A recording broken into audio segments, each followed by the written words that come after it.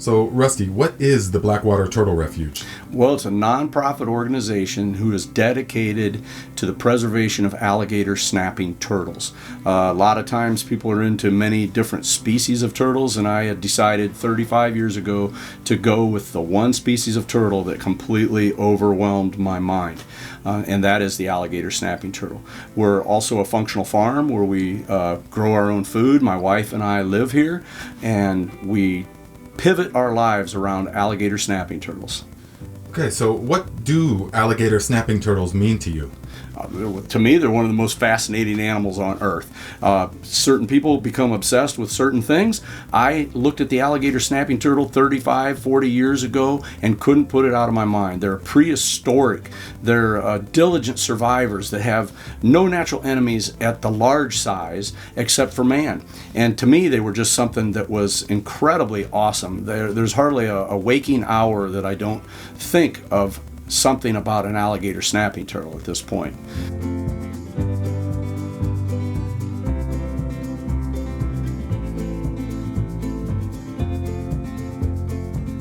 So it's been 35 years of my life pivoting around, caring for, and educating people about alligator snapping turtles.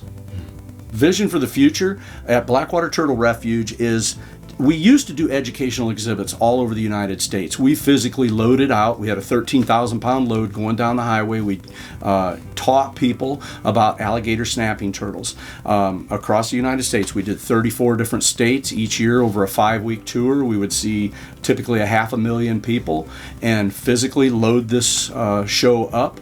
I would stand in front of the crowds for 12-hour days at zoos, museums of natural history, and teach people about alligator snapping turtles. And to me, teaching people about alligator snapping turtles is about conservation. If you can show them a large alligator snapping turtle, at that moment their guard is down, their minds are open, they're listening. Now you teach them about the animal that they're looking at that is not native to Africa or some foreign country. This is here in the United States.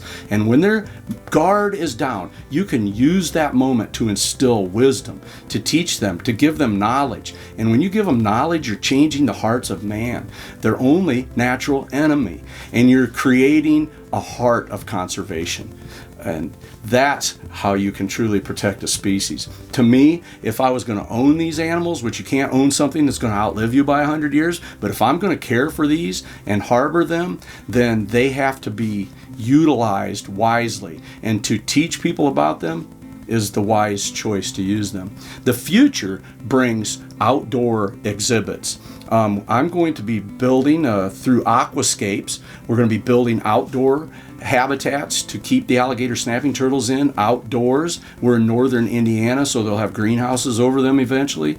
And the study turtles, the ones that are in my documentation study, will be kept outdoors in an aquascapes biologically filtered pond.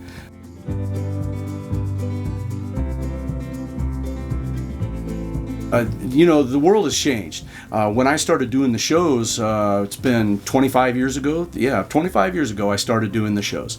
And it was more of a put it in the truck and trailer and travel world. Now everyone's looking into their phones. So how are we going to teach them about the wild outdoors and get them interested enough while they're sitting there staring into their phones, that if we can get them interested enough in the wildlife on their phones, maybe then they'll get up and go outside and enjoy what God's given us out there in the wild.